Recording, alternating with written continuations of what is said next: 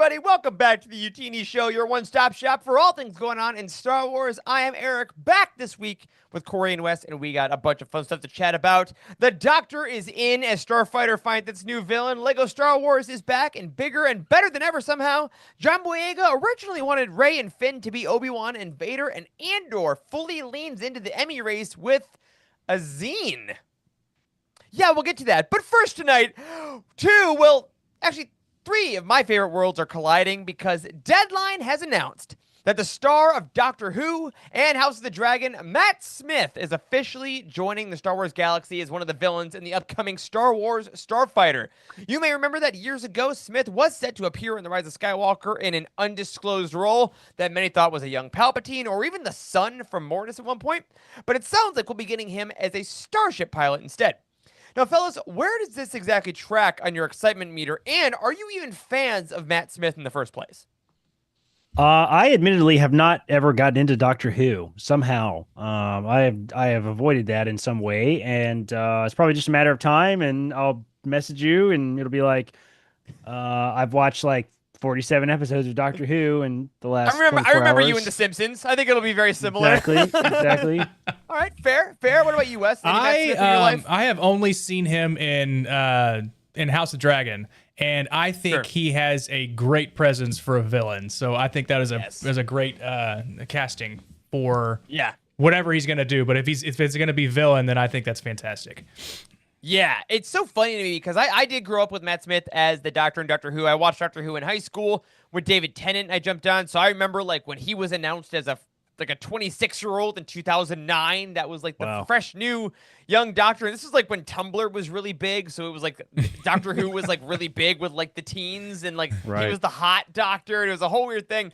So now knowing him as like most people think he's like Prince Philip from The Crown because he got like an Emmy nomination, or like US, like Daemon Targaryen, who is a really screwed up villain that, well, is he though? He has some evil moments, I'll say that at least. He's a phenomenal actor though, I think, regardless. Or people may have seen him in Morbius. It's Morbin time, as it were. He was in that meme of a movie. Because you know what? Morbin time. Mortgages gotta get paid, man. You gotta do something. But I think it's interesting, one, that he's coming in because there was that rumor a few years back that he was going to be young Palpatine in flashbacks, or the son. Like, he was basically guaranteed in Rise of Skywalker. And I got to say, I don't remember a time when an actor has basically been written out of a Star Wars project and then come back to a new one without them ever acknowledging it. Like, am I forgetting someone, or is this kind of new? I think it's kind of new, but I mean, like, they don't usually announce this type of stuff. So like, it was just rumors back then, right? It wasn't ever formally announced. Yeah. Not formally. It was, again, less convincing than this, I think, because this is like the Deadline, the Hollywood Reporter stuff. I'm not sure how far the other ones got, but based on some of his like appearances on cons, I get the vibe that he definitely was like at least verbally offered something, and then it got taken. But I'm glad he's in. I'm glad they kept his number, I guess. Maybe they say when they're like, oh, we'll keep your resume on file. Maybe they mean it. Yeah, this is the only time that's ever happened. Oh, thanks for coming in. Yeah, absolutely. Just leave it in the bin. Thank you. But I got to admit, though, I love Matt Smith. He's earnestly been one of my favorite actors for like 15 years. Between Ryan Gosling now and Matt Smith and kind of Mia Goth, for the first movie that is bringing Star Wars into like new original storytelling, that's not Mando, that's not Skywalker Saga, this is a lot of recognizable star power. Yeah, it is. Which Star Wars hasn't really done historically. That said, they haven't made as much money as they've wanted recently. So is this just adjusting to the times, or are they just kind of doing one big star movie so they can do another unknown? Like, what would your business plan be here? Yeah, maybe they're trying it out. Maybe they're trying out that theory that if you put in these big name actors, you'll get big name money towards. And if they see that it doesn't happen, then maybe they don't go as hard next time. Pull the plug. Yeah. Breaking: Lucasfilm discovers movie stars. Whoa! What a concept. Seriously. But yeah, I mean, I think it sort of tracks. I mean, it feels like we're in a weird spot with all the movies and shows and everything. It's like, I don't know. Andor and Skeleton Crew were both sort of out of left field, I think, successes, and now we have this movie. I don't know, it feels like a weird out of left field, unlike anything else they've created. Like Rogue One is kind of like that. Solo is sort of that, but less so because it's like a known character, a prequel story. So like this entire project movie, just so weird. Just feels that this whole project feels out of place, I think, as far as like, what they've already done. But I don't know. I've given up trying to make sense of it, honestly. Right. That's fair. That's fair. I think we've realized that as long as the people that they bring in dedicate themselves to the roles, then we're good with it. And if there's anything about Matt Smith I've figured out as a fan of his, is that he will dedicate 100% to what he's doing. I mean, he's got a movie coming out at the end of this month with Austin Butler called Caught Stealing, where he plays like a Brit punk rocker with a mohawk, and he actually like shaved his head and grew a mohawk. And I'm like, okay, cool. I think if that's what you're gonna bring, I think that kind of dedication can go well. And he's also done like theater and stuff. So I don't know. It's an odd choice, but I hope it really works out well. Now, if we're talking pure theory here, we'll go into a little bit of speculation, which is always fun. If he is playing a villain, and Mia Goth is playing a villain, and Ryan Gosling's playing a hero, how do you think this works? If you're just looking at Starfighter, what would you like of these two people? A little bit odd and quirky villains, I'll say, as far as the actors go, and then Ryan Gosling as the hero. What does this tell us? Jack. Exactly. Who's the? Thank you, Corey. Yes, absolutely nothing. Who is the main villain, or do we know who the main villain is? We don't know. We don't know, right? It's still not confirmed that he's playing a villain, but like, he's everything. I'm sorry. His face. He's got a face as a villain face. He just got. He looks evil. Wes Jenkins. There you go. I mean, like, I just can't. Well, I mean, I have one like piece of reference or whatever from House of Dragon. So there's that for me. But I mean, I think he can play. I just think he could play the devil, like the angel or the devil on your shoulder or whatever. He would be that guy talking to like the actual villain. Like, hey, you should really go for it. You should like chop his head off or something. But they don't do that in Star Wars. Well, I don't know. I kind of like. It's funny. I keep thinking. That's not I think true. It's because Anakin did honestly, he did. He absolutely did. Mace Windu did it. Cut Jango's head off. That's right. Absolutely. Yeah. It happens all. Never mind. It happens all the time. I don't know. Unless Jango really just like shoved his head into his shoulders and just went, and then his helmet came off. That's what happened? His helmet came off, and he's been alive this entire time. And Jango and Mace both alive. They'd team up. They met in the sewer. Absolutely. So I don't think that'll happen. I do think though that he does have the face of a villain. It's tough because I feel like this movie is a little hard for me to think about because obviously we haven't seen anything yet. But I keep going to the Skeleton Crew aesthetic because it's like a pirate gang chasing kids through space. And I just keep thinking like, oh, so Matt Smith and Mia Goth are both going to be pirates chasing Ryan Gosling through space. And then I just keep thinking, but it's not Skeleton Crew, so it's not just that. I know. But I do want him to have his own ship. I just want everyone to have their own ship. That's all I want. I want so many unique ships, like earnestly. I really do. The whole film will be CG if they do that. I literally have no idea what this movie is going to be about. I don't really have a good guess either. I mean, Starfighter is such a vague name. We don't have the timeline like totally narrowed down, really. Like, now they're adding superstars. I mean, it's gonna be a fun project. I'm excited for it, but like, we gotta learn something else. Yeah, we gotta get a little more on it before we can hype too dates. much. Yeah. But apparently, again, all the rumors about this take with a grain of salt, a pound of salt, a block of salt. Say it's supposed to be filming in the next month or so. So this sounds like the casting is kind of getting finalized. Matt Smith is currently on press for Caught Stealing, but he could be finishing that up and then going directly into shooting because that movie comes out in like a week and a half. So the timing could work. I like it. And if you're like Corey and haven't seen him in Doctor Who, he's really charming in it. I would say go check it out, but he's probably not going to be anything like that because he was 26 years old when he did that. So go watch House of the Dragon, where he has questionable familial relations. That fair, Wes? Yeah. Of course, because parents are sitting down with their children to listen to this show and or watch it. That's exactly what happens.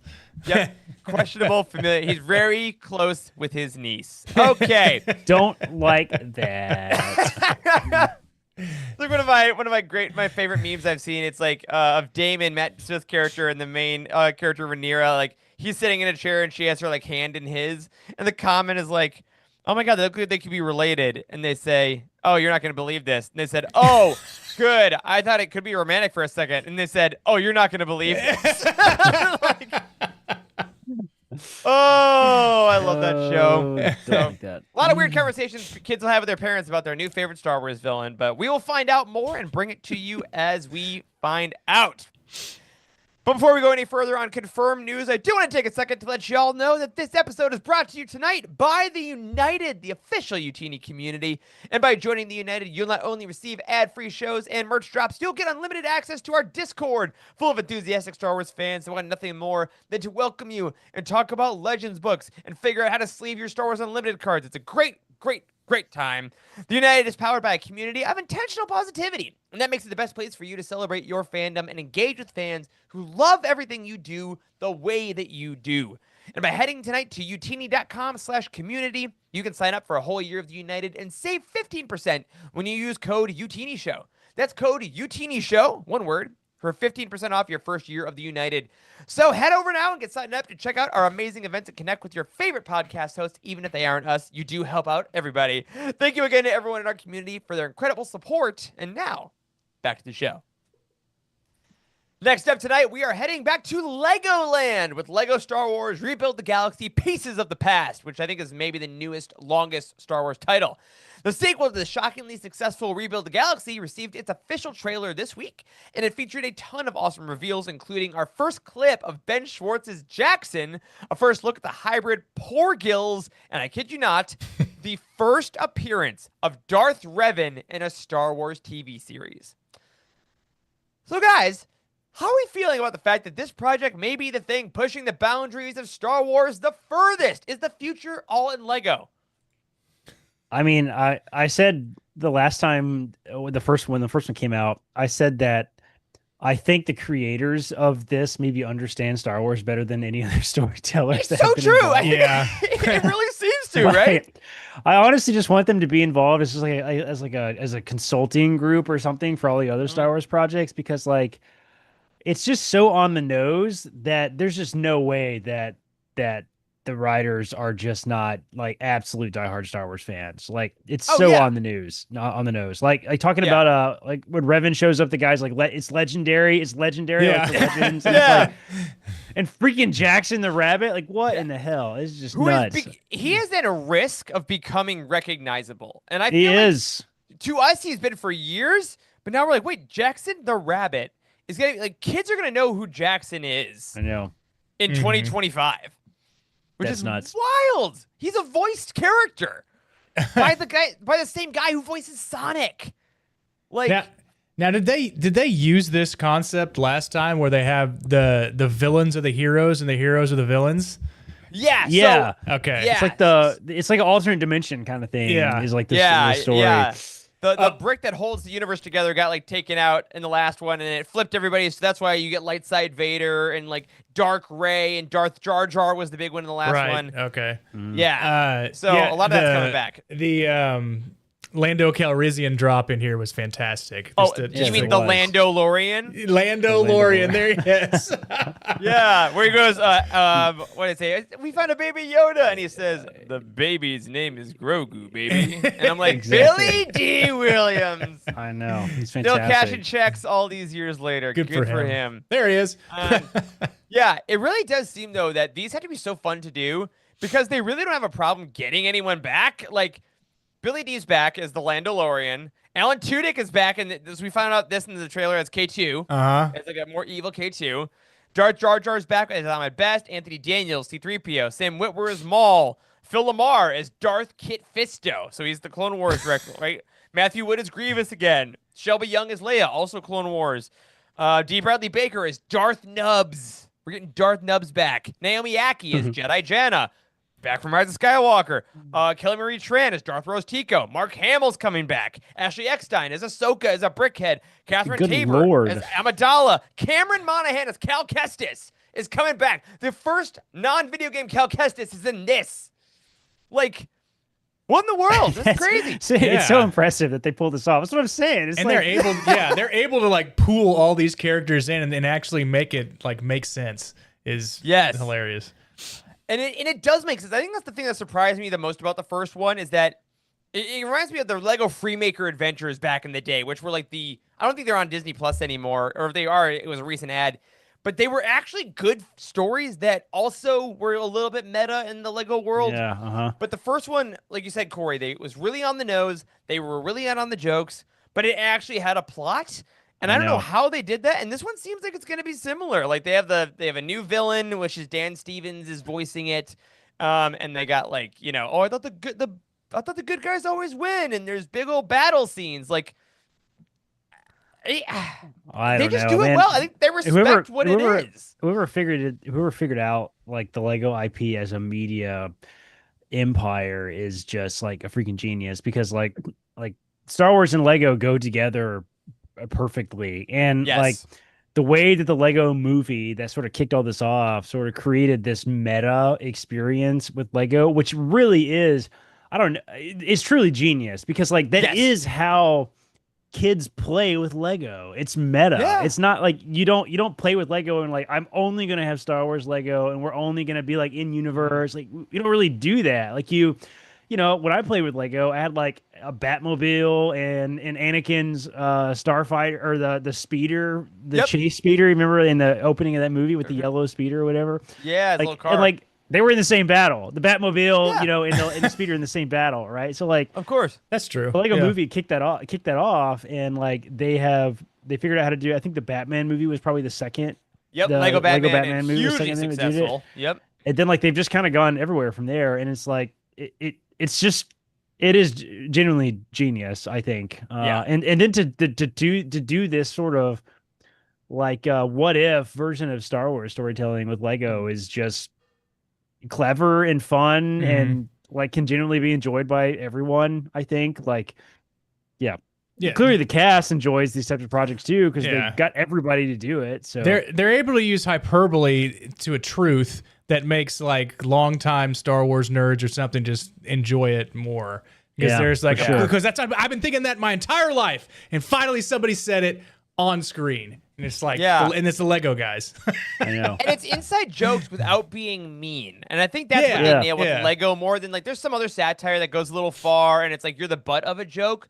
But like Darth Jar Jar is a meme, but the way they do it for some reason winks at the meme, yet Ahmed Best is voicing it. So it's also authentic.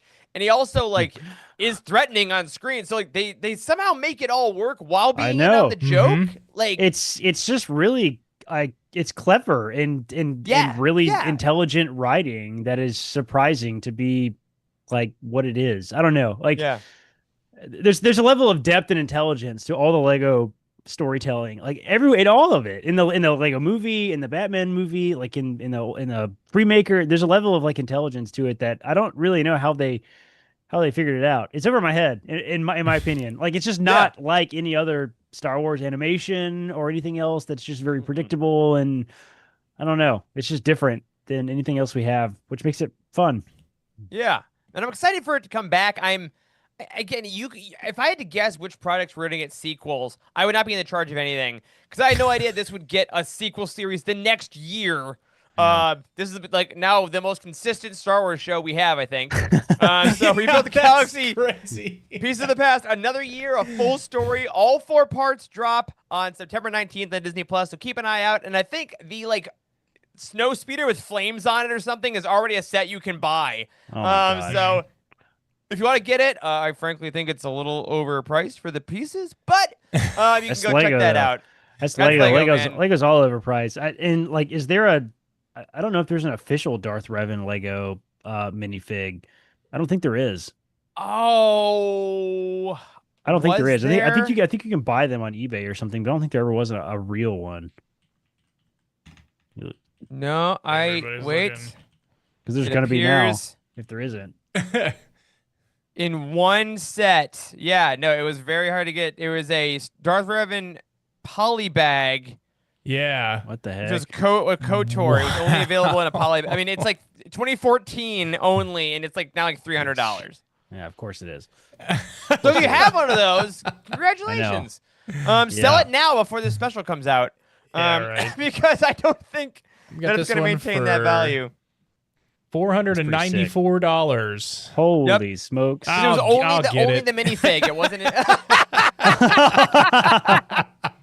Oh my God. All right. I'm so glad that wasn't like linked to my credit card or something. Oh, we had to buy now. Oh my God. One click. So easy. Wes just gets really quiet suddenly on the show. Thank you to the United for buying Wes. Technical difficulties. Bye. Exactly. Yeah. I'll be back in a minute. So hopefully we get more of those coming out soon. But again, keep your eyes peeled. September 19th. They are really fun. If you haven't finished Rebuild the Galaxy, go for it. Again, they're pretty short, but still full stories.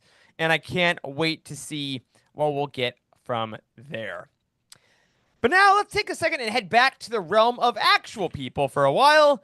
Because our good friend, the big deal himself, John Boyega, was at Fan Expo Boston this last week. And he revealed some of his original thoughts about Rey and Finn.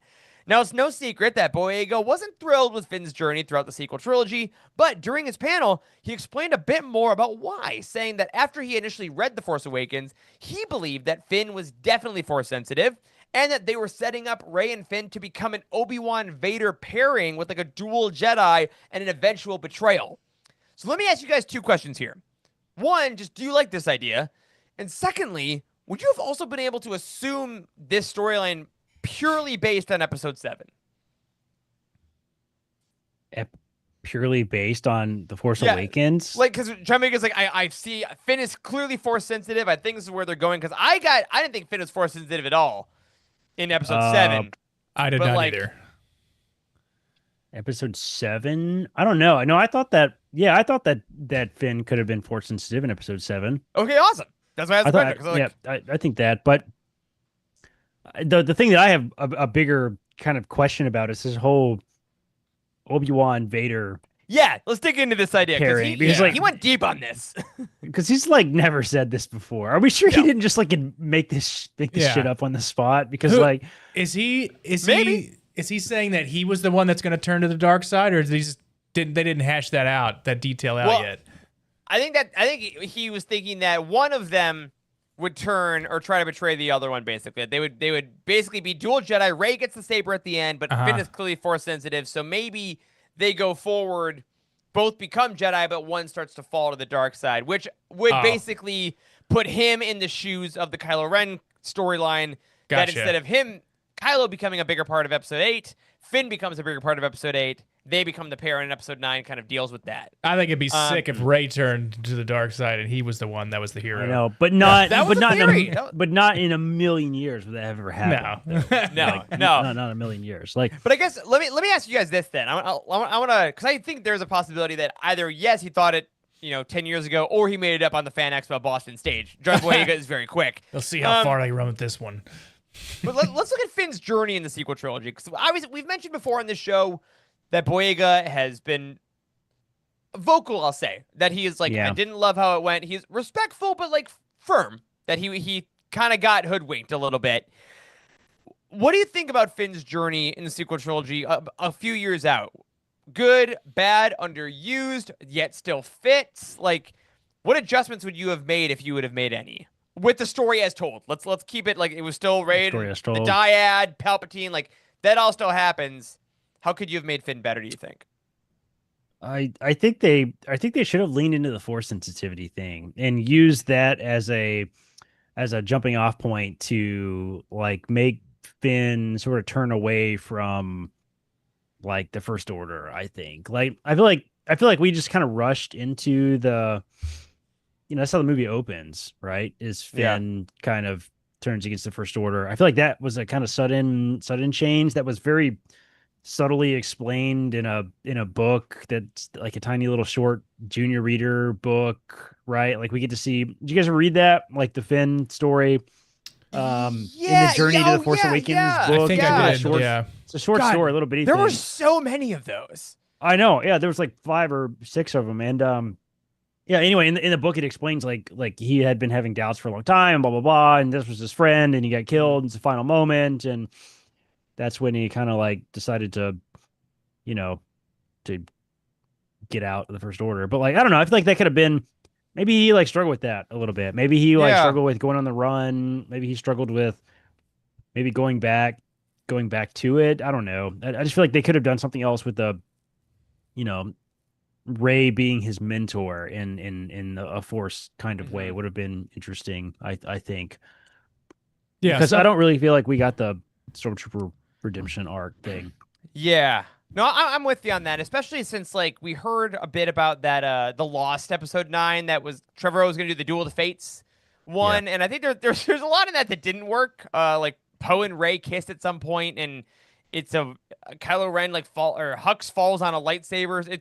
It's a weird script, guys. It wasn't perfect. It is a weird script, but they had like Finn and Janna leading a Stormtrooper revolution essentially against the Emperor and like finding other people that had, you know, questioned. And I think if they had taken that instead of going to Canto Bight to find this code breaker, which to be clear, I am a Canto Bight apologist. I do enjoy that sequence. Last Jedi is like my favorite Star Wars movie anyway. But if we're talking Finn's specific journey, if he had gone more of, I need to find more people like me, Rey's doing her journey, I need to recruit for the Resistance. Oh my gosh, there are brainwashed people I can start to help. And I have this ability to just make people feel at ease or like, you know, and he starts questioning that, and that's where the Force comes in a little bit. Maybe we could have combined those storylines. So by the time we get to 9, Rey's done her part to become stronger. Finn's done his part to unknowingly become stronger, and then they are kind of the two leaders. Yeah. Yeah. I like that because he infiltrates just like the office worker part of the Empire, and then you have Rey that infiltrates the upper management part of the Empire. the upper management or whatever you like. I mean, the yeah, CEO. It's also like the more practical warrior trooper like level versus the more like spiritual Force level, right? Like of the First Order, right? Because like Snoke is, you know, a Force clone of Palpatine, I guess, if we're sticking with that. Like, I made Snoke. Right, exactly. Like maybe that, I feel like that would have been a stronger arc. And honestly, we could have just left it. We could have, I don't know. They heavily implied that at the end of, you know, episode 9 that Finn is Force sensitive. Like, Yeah, Rey, I have something to tell you. I was going to tell you. Right. And it's like, tell her, dude. Yeah. Like, I know. That's the moment. Credits. Yeah. Yeah, I think ultimately it's so hard because again, going into after 8, it's very clear that now the story is Rey and Kylo. And I think that as an actor for Boyega, I get the frustration that that's not really what was pitched at the beginning. I like the Rey Kylo story. By the end of 8, I have my issues with 9, whatever, but I see what they were doing there. That said, I think the Finn, Rey, Obi-Wan, Vader movie is cool. It's not the movie I saw or I thought would happen, but I can see in his head where he's like, "Oh yeah, that would have been cool." Like if one of them goes dark.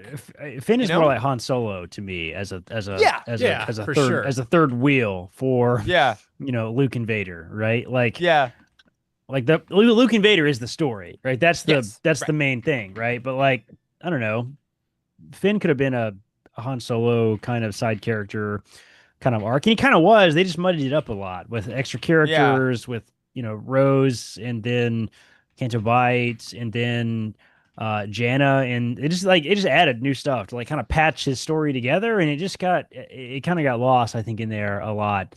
Yeah. You know, it's gonna be interesting to see what this new book is gonna do for all that too. Right. That's the next one. The YA we got from Kwame Ambalia, The Final Order, I think is what it's called. Yeah. Because we still just don't have a lot of clarity around that. Like we got some clarity around Poe, right? With the Resistance Reborn. Is what that book was called? Resistance Reborn. Yeah, Resistance Reborn. He was in a lot of that. Yep. Yeah, I kind of got Poe's story there, and then Rey's story is just on screen, but like we didn't really get Finn. So I don't know. It'll be interesting to see how all this plays out. Yeah. And I guess I want to ask you guys that on that note too, because I think we're definitely going towards a world where Finn and Rey's story once again combines, because I do think, maybe I'm clowning, maybe I'm just hopeful here. I think we're getting Boyega in that Rey movie. I think the contracts are going back and forth. I think that I don't there's know. talk happening. He's still talking pretty negatively to have a Well, contract okay, in hand. I don't know, man. That's what I'm wondering, though. I think that if there's something going back and forth, Maybe he's and bitter. he's clearly, yeah. What would it take, you think, for Boyega to come back? And if he does, what story actually gets told going forward? Because this whole dual Jedi betrayal story, okay, they're both Jedi Masters 10, 15 years later. Like, you could still do that if you want. Does he have to be a main character for him to come back? Yeah, you got to give him a guarantee for another movie. Yeah. Yeah. Yeah. I think so. I think he could be like, as awful as I can't believe the words are about to come out of my mouth. I think he could be like a Corran Horn to Luke Skywalker, for Rey, right? Like he's like supernaturally gifted, and like becomes becomes like a sort of rebellious underling of Rey, the way that Corran was to Luke in a lot of ways. That sort of makes Rey question the way she's doing things, right?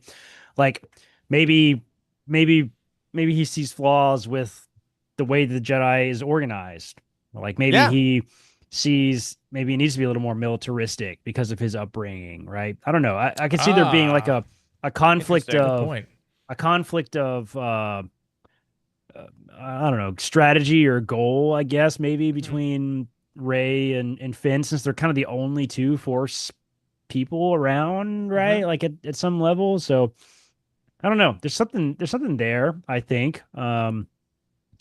My God, if they do if they do some more Star Wars storytelling and like don't use Finn again, I will not be super happy. Neither will anybody else. That's why I say I need a guarantee, because I if they were like, yeah, we'll give you a part in this movie, like they're gonna think he'd think that's just a cash grab. You're trying to get me on screen for people to go out there and watch that movie, and then I have nothing. Like, I have no story after this. I have nothing to build off of. Like, screw you, right? You can figure out this movie on your own. So right. I also still don't believe the Rey movie is real until it actually happens. Okay. Yep. We always have to make sure people remember nothing is signed on any dotted lines. That is correct. I know. We didn't see anything. I know. I'm excited to get there. And of course, as always, we'll keep you posted. Anything we know, anything that is said. And if Kathleen Kennedy says John is back, you'll know here on the first Monday after that happens. But finally tonight, everybody, good news. It's Andor time again. After far too long, we get to talk about our favorite show again, because over the weekend, Lucasfilm actually did some great marketing yet again. I don't know what's happening over there. But they surprise dropped a zine. Those like punk rock indie magazines about Andor at select pop-up locations in Los Angeles. The zine features behind-the-scenes info about the series, including Tony Gilroy's initial pitch, as well as costume designs, designer quotes, and more, all leading to a for-your consideration page at the end for Emmy voters. So, fellas, let's just get this out of the way. How does Andor keep getting this incredible marketing for a show that basically is canceled? We've never seen anything like this for Star Wars, especially TV.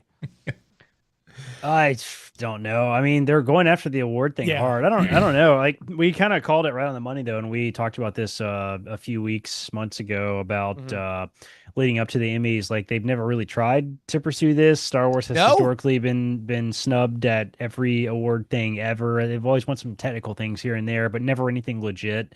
So like, I don't know. It's not they're going after it hard. I wonder why though. Is this Gilroy's doing? Does he want this? Is this? I don't know. I don't know. I feel like they might get all speculation. Somebody has pushed for this, because this has never happened before. They want it. Maybe it's just because this is the first time that it's ever been within reach. Maybe they feeling like, I think that's it. I think they got to go for it.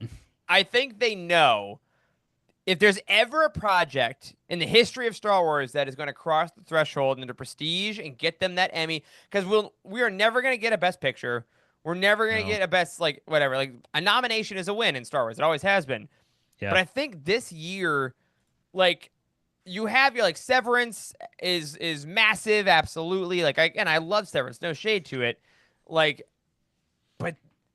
there's not like a bulletproof nominee for best drama series, and I think that they're just like, listen, if we can just show people all the behind the scenes work that went into this, like this is not just Star Wars playing with toys. Here is the literal pitch that made the series. Here's the sheet music for We Are the Gore. Like this zine, and it's also so it's called Rebellion, which is French and is a nod to the French guerrilla fighters that inspired the Gorman. Like there's so many levels. This is still Gilroy. He's still making Andor, right? This it's like artsy fartsy LA bullshit a little bit. Like it, which is exactly what they kind of need. It's what they need a little bit. That's where they vote.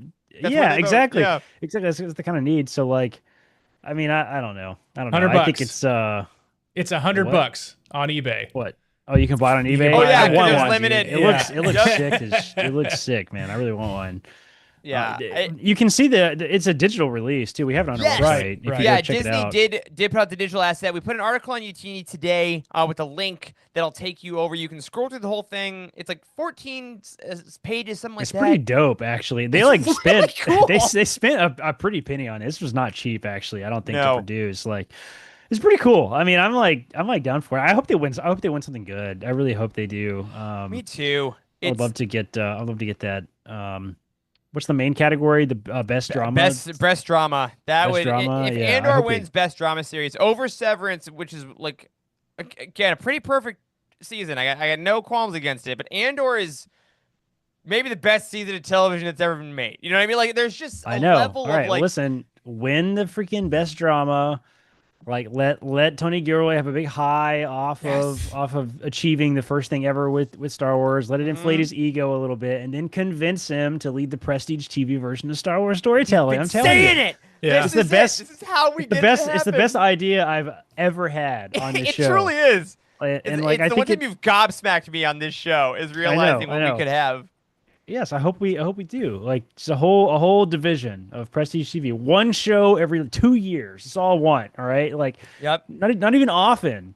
One thing that I was thinking about during the show actually was when's the last time that I don't think they did. They had a Disney Plus TV show put on ABC for it to play for everybody. I know they always play the movies sometimes and like what was it? I forgot what it was called.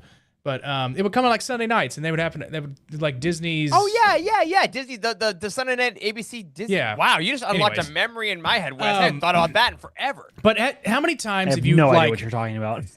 Oh, okay. It was a weekly Disney movie on ABC. Sorry. It was cute. Yeah.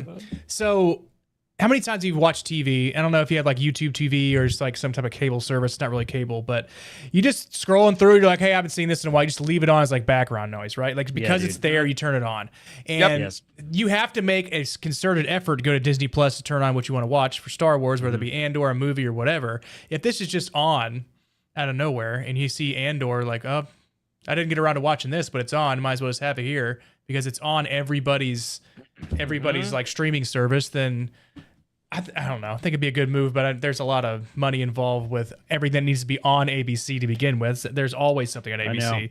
I mean, and streaming is just like it's constantly changing. Did you guys hear that that Hulu is going away? Like Hulu's merging. It's all going into Disney Plus. Mm-hmm. Yeah, it's nuts, dude. I just can't believe that. Like, what is happening? Like, we're going back to cable. Hold on. No, this is my favorite soapbox because I hear this all the time, and it's mostly not us. Mostly from people who weren't there. You know what cable was, everybody? You know what cable was?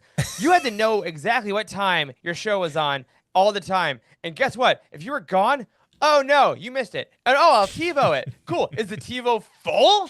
Well, then you don't get to. Also, if you TiVo it, there's commercials. And guess what? Sometimes shows would just start at random times, and then the TiVo would stop recording before the show was over. You do not remember. You had to pay for Bravo. We all paid for Bravo, okay? And no one needed it. It's all on Netflix now. Cable also was ads. bad. Also ads. Anyway, I don't think, and I hope that you see this is the rebellion that I wish for. It's not the collapse of society. I hope that people rebel against ads ever coming back. Like if we are really going backwards to like going back to a cable style where like it's like one giant network and you have to pay for one expensive subscription like you do with YouTube TV. I don't want to see freaking commercials. Don't ever show me commercials. Every time that it pops up and is like, do you want to pay $10 less for commercial? Like the hell I don't. Absolutely not. Not in your lifetime, buddy. Hell. No, it's like when I go to AMC and they show me a commercial for AMC, and I'm like, I'm in the chair. Yes, I know. You got I'm already here. I'm here. Disney Plus is or Netflix is or Disney Plus is experimenting with that now. Like when you start a show, it'll show a quick ad for Disney Plus. I'm like, how do you think of watching this? How do you think of watching this? Like, I'm already subscribed. You think somebody else is in my house? Well, I need to subscribe again. I have to buy 2 subscriptions in case I forget my first one. The dumbest freaking commercial I've ever seen. Was I the don't moment. understand. I was over at Corey's last night. We were playing some Star Wars Unlimited, and we put out we threw on A New Hope, and there's an ad for Disney Plus. I did last night. You pointed it out. What in the world? Why is this happening? Yes. But you know what the ads should be for? Andor. Every ad should be for Andor because everyone should watch it because it's the best show, and I'm very proud of them for making it. And if you got one of those zines in LA, apparently they're $100. Sell it in the next 24 hours because that price is gonna plummet. But go check out. Like, there's no way that it'll stay. But it's very cool they did this. And even if they don't win, I will say, for any Lucasfilm employees watching or listening, hi, we love you. It means a lot as a fan to see them put their weight behind something they believe in. Like, I think that one of the hardest things about the end of the High Republic was that I felt that they stopped believing in it because it stopped being on YouTube. They stopped tweeting about it, and they just let it die in silence. I know. And feeling like your brand doesn't believe in their own product is really hard. I know. It lets the really loud, angry fans win. And I hate that. Like, no, you got to just freaking own it. Like, you know. Whereas this, they're like, no, we're going to keep spending actual real world money on a show that is over to get Emmy votes. I'm like, yes, do it. Put Tony Gilroy, have him say the F word everywhere and talk about global political issues. That is all I want. My whole feed is Tony Gilroy being like, yes, of course it's political. I'm like, yes, Tony. They're going into it like without having any ifs. Like, what if we had done this? Yes. What if we had done that? It's like they're putting all their eggs in one basket. Putting all their eggs in one basket. They're putting, their money where their mouth is. They put like everything in for this, and hopefully they have no regrets in the marketing towards this. Because like, you know what? We tried everything. We did what we could. Yep. This is the outcome. So I mean, good on them. Good on them. Good on them. Give a try. Absolutely. And good on them for being in the theme, right? It's not just, here's a little YouTube short. No, we're going to do an underground zine like the French Rebellion and name it after Rebellion. Make propaganda posters about the Gorman spider silk. Like, yes. It's for the sickos. Good for them. I also do sort of, unfortunately, the negative pessimistic side of me says, if this like absolutely crashes and burns at the Emmys, like, it's done. We're never going to see this kind of project ever again. Dude, it's brilliant. We already have a solve. I assume it's never happening again anyway. I'm already there, baby. After the winner's announced, they always show Tony Gilroy's face before they pan to the winner. They're just like, should have been him. Again. No, man. I watched. He's like standing up. He's like standing up, but he's not Mike, so you can't hear what he's saying. But he's like yelling. He's like, "I told you so! I told you so!" And you can tell us what he's saying, but like you can't hear him. Remember Gorman? Remember Gorman? Yeah, like, dressed in Gorman garb or something. That'd be sweet. They're taking him out. No place is rigged. All these awards, they're all fake. No, man. You know how like in the Avengers, they're like, Bruce, how do you not stay angry? And I think that's my secret. I'm always angry. Like, my secret literally is after that first day, when we got those first 3 episodes of season 2, I turned it off and I was like, oh, we're never getting this again. I immediately, this is perfect. And the only time this is going to happen. So, I know. Anything else is gravy, baby. Anything else is gravy. Yeah. So, good on them. Congrats to the Andor team and the design team for making the zine. You did a truly wonderful, wonderful job. Make sure y'all go check that out. And again, just looking at the show tonight, what a weird batch of Star Wars. Of like Matt Smith's joining a movie. There's a Jackson Lego animated film. John Boyega is talking some weird Star Wars stuff. And then there's a zine about a show that's already over. It's the strange times we live in. Love it. It's weird for sure. Love it. And all of our money is still going to Star Wars Unlimited. So everybody, we're going to go play a little bit. And I'll tell you what, we'll see what happens in the next week. Hopefully we got some good stuff coming our way. Again, the Emmys are less than a month away, so maybe we'll get some more cool things. And again, we are also just over a month away from Lego Star Wars Rebuild the Galaxy Piece of the Past, so keep an eye out for that. But for now, my friends, that is going to do it for this week's episode of the Youtini Show. Thank you so much for hanging out.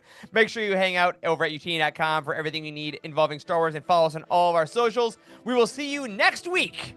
And, we had a little bit of a surprise dropping in this feed later this week. I didn't mention, so keep an eye out on Spotify and on youtini.com. We'll see you next time. Until then, may the Force be with you.